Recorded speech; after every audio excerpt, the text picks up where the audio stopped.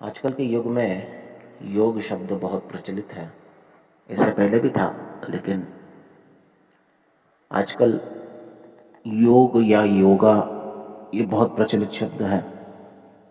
लोग इसका महत्व जानते हैं और खास करके इसको एक शारीरिक और मानसिक स्वास्थ्य प्राप्त करने के एक संसाधन के रूप में योग को जानते हैं। लेकिन वास्तविक योग का अर्थ क्या है? योग का अर्थ है युक्त होना। जो व्यक्ति अपने मन को, इंद्रियों को और अपने समस्त संसाधनों को युक्त करता है, किसमें युक्त करता है? भगवान की सेवा में युक्त करता है, भगवान से संबंध प्रस्थापित करने में युक्त करता है, उसी को योगी कहा गया। तो योगी की एक बहुत ही विशिष्ट परिभाषा है। अब योग के अलग अलग मार्ग है भगवान से जुड़ने के। भगवान के अलग अलग रूप श्रीमद् भागवत में कहा गया है कि जो तत्वज्ञ व्यक्ति है वो परम तत्व को 3 रूपों में जानते हैं। ब्रह्मेति परमात्मेति भगवान इति शब्द थे।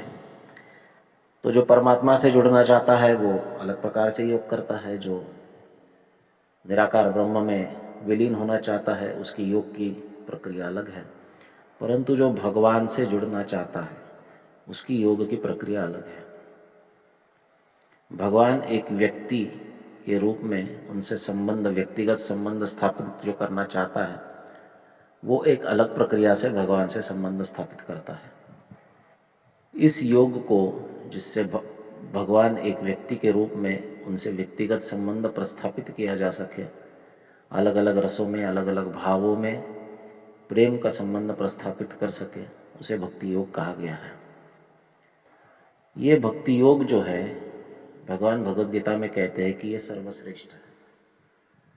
गीता के 8वें अध्याय के अंतिम श्लोक में भगवान कहते हैं, वेदेषु यज्ञेषु तपसु चैव दानेषु यत् पुण्य फलम प्रदिष्टम अत्येति तत्सर्वमिदं विदित्वा योगी परम स्थान उपैति चान्त्यम। वो योगी जो भक्ति योग में लगा है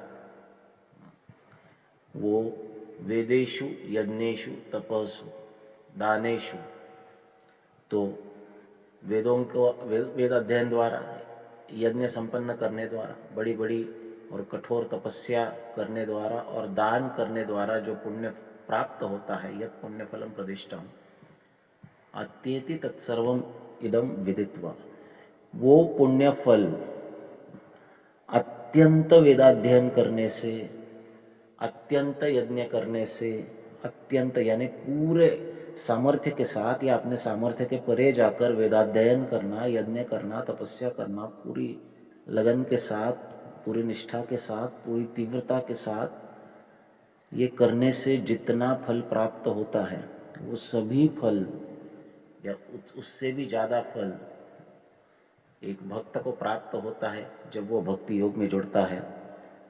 और केवल इस जगत में रहते हुए उसे उसके पुण्यों का फल प्राप्त नहीं होता, लेकिन इस शरीर को त्याग करने पर वो स्थानम उपैति चाद्यम, परम स्थानम उपैति चाद्यम, परम स्थान को प्राप्त करता है। और परम स्थान है भगवान का धाम। परम स्थान है भगवान का धाम। यद गत्वा न निवर्तन्ते तद्धाम परमम मम, जहाँ जाने के बाद व्यक्ति जन्म मृत्यु के चक्र से पूरी तरह छूट जाता है। तो परम स्थान को प्राप्त करना ये केवल और केवल भक्ति योग के माध्यम से ही संभव है। और परम स्थान को जो प्राप्त करता है वो पुनश्च इस भौतिक जगत में नहीं आता है। अर्थात जो परम स्थान को प्राप्त करता है वो जन्म मृत्यु के चक्र से छूट जाता है।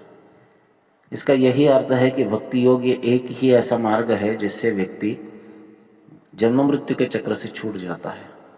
और ये जगह जगह पर अनेक शास्त्रों में ये कथन प्रमाणित है कि बिना हरि भजन न भवतरिह, यह सिद्धांत अपेर।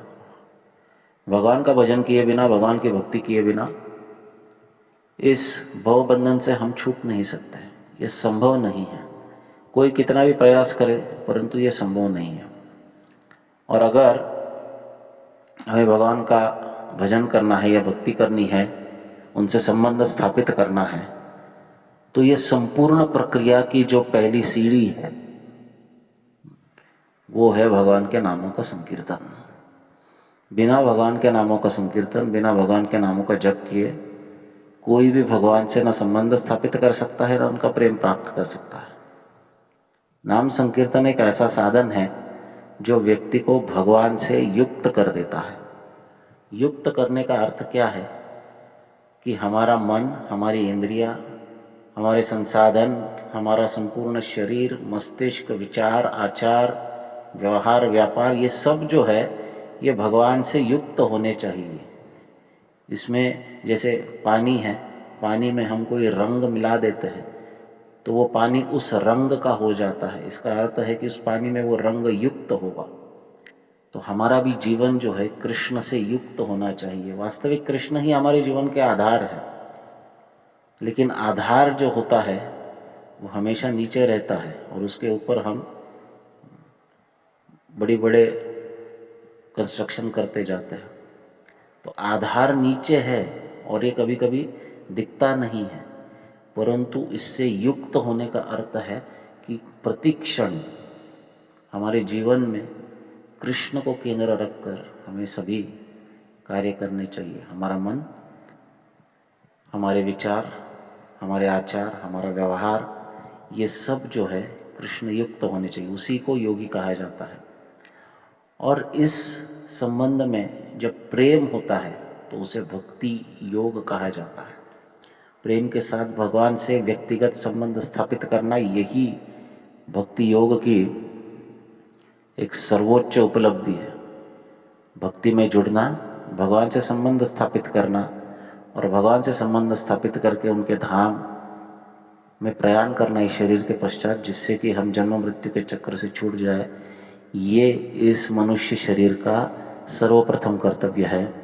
और इस कर्तव्य को करने का एक सर्वोत्कृष्ट और सर्वतोपरि साधन है नाम संकीर्तन।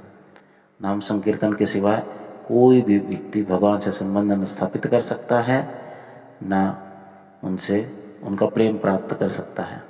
इसलिए नाम संकीर्तन को बहुत ही गंभीरता से लेते हुए अपने भक्ति का आधार बना लेना चाहिए, अपने भक्ति का व्यवहार बना लेना चाहिए और इसी प्रकार बहुत सुंदर तरीके से साधन करते हुए अपने भक्तिमय जीवन में प्रगति करनी चाहिए।